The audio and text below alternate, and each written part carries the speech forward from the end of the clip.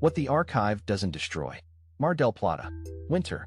A man walks with his jacket zipped up to his neck and a bag full of folders stolen from a library. The mold was eating Bagabot's warnings along with the paper. If he left them there, they'd rot. So he took them. That's how Hunters, B-Files begins. Not with an explosion or a prophecy. With someone rescuing documents no one else was going to read. A formal decision that isn't decorative. The fundamental decision behind this saga isn't about genre. It's about how the story gets told. The reader doesn't access the events. They access the documents that survive the events. Field chronicles, personal notebooks, historical compilations, technical files on anomalies. All classified, dated, or deliberately undated. All compiled by J. Moran, archivist, Mar del Plata, Argentina. I've already used the phrase that justifies this twice in this series. What isn't written down didn't happen, and what didn't happen can't be defended. I'm repeating it a third time, but this time I want the repetition to be noticeable. It isn't a slogan I liked and recycled.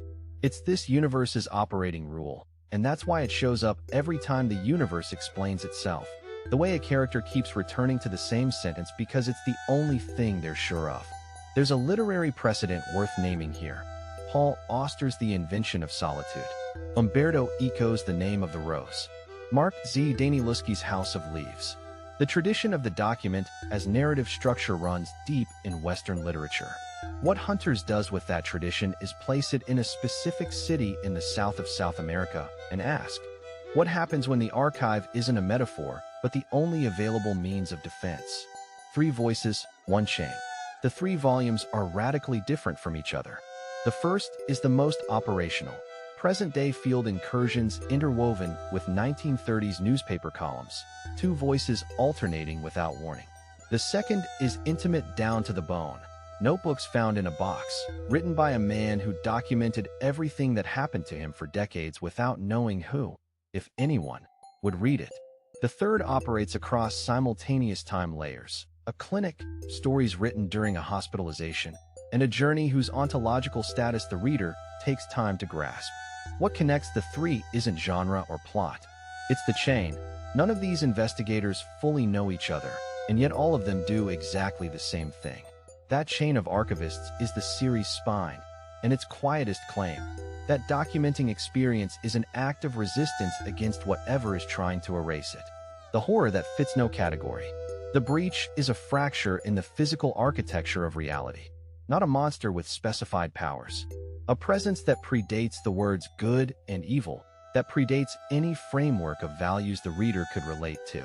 What it produces isn't sudden fear. It's an unease that settles in and doesn't leave. This is the territory where Hunters talks to Ligotti and to Vandermeer, to the horror of annihilation, that sense that the rules of the world changed and nobody told you, and to the existential drift of songs of a dead dreamer. But the horror here doesn't come from the cosmic in the abstract. It comes from the specifically material, the salt, the quartzite, the temperature of the South Atlantic water, the hallways of a building built on the wrong ground. And yet cosmic horror isn't the subject. It's the metaphor, a series about persistence. The most original thing about Hunters, B-Files, from a literary standpoint, is that all 3 books are about grief and reconstruction. The breach doesn't destroy what it touches, it displaces it. That isn't a world-building detail. It's the question that organizes the entire saga. That's rare in speculative fiction. Most cosmic horror works with human insignificance in the face of forces beyond us. The tradition running from Lovecraft to Barker, by way of Ligotti. Hunters works with something more specific, persistence. The stubbornness of documenting. The insistence that what happened deserves to be written down even if no one reads it, even if someone comes to erase the records. The entry point and the reward.